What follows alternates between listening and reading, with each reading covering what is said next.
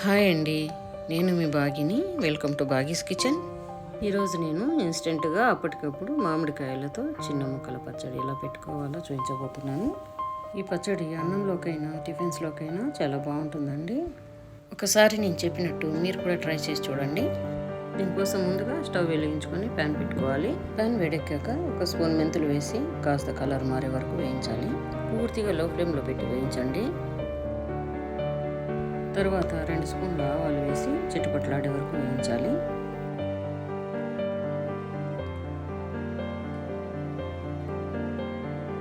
ఇవి బాగా వేగాక పూర్తిగా చల్లారనివ్వాలండి. ఇప్పుడు ఇవి పూర్తిగా చల్లారాయండి. వీటిని మిక్సీలో గ్రైండ్ చేసుకుందాము.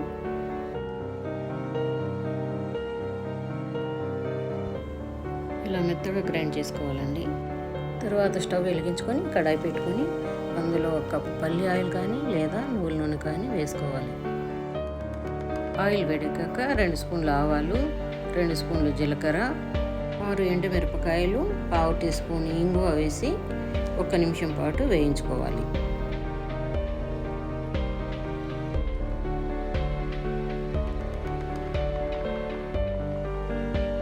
ఇప్పుడు క్రష్ చేసుకున్న 15 వెల్లుల్లి రెబ్బలు, 3 రెమ్మల కరివేపాకు వేసి 1 నిమిషం పాటు వేయించుకోవాలి.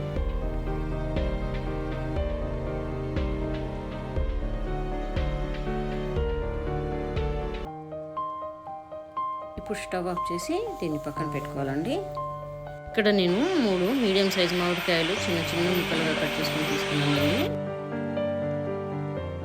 ఇప్పుడు ఈ ముక్కల్ని మనము ఇందాక వేసుకున్న తాలింపులో వేసుకోవాలండి. ఇప్పుడు నేను తీసుకున్న ఈ కప్పుతో నాకు 5 కప్పులు వచ్చాయండి ముక్కలు. ఒకసారి బాగా కలుపుకోవాలండి. ఇలా ఆయిల్లో కలపడం వల్ల ముక్క తొందరగా మెత్తగడదండి. ఇప్పుడు మనం ఏ కప్పుతో కాయ తీసుకున్నామో అదే కప్పుతో 1 కప్పు కారము, 1/2 కప్పు సాల్ట్, చేసుకున్న ఆవాలు, మెంతి పొడి, 1 స్పూన్ వరకు పసుపు వేసి బాగా అంతా కలిసిపోయేలాగా మిక్స్ చేసుకోవాలండి. ఈ పచ్చడి సమ్మర్తో పని లేకుండా ఎప్పుడైనా పెట్టుకోవచ్చండి. మనకు కాయలు దొరుకుతూనే ఉన్నాయి కదా. మీరు కూడా ఒకసారి తప్పకుండా ట్రై చేయండి.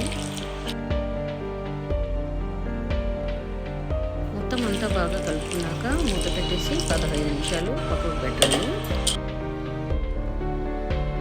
చూడండి, ఉప్పు కరిగి ఆయిల్ అంతా కలిపేయండి. అంతేనండి, ఈజీగా కప్పు కొలతలతో 4-5 నెలల పాటు నిలువ ఉండే ఇన్స్టెంట్ మామిడికాయ ముక్కల పచ్చడి. మీకు నచ్చితే లైక్ కొట్టి షేర్ చేసి సబ్స్క్రైబ్ చేసుకోండి. అలాగే ఈ పచ్చడి ట్రై చేసి ఎలా ఉందో కామెంట్ ద్వారా తెలియజేయండి. Thank you for watching.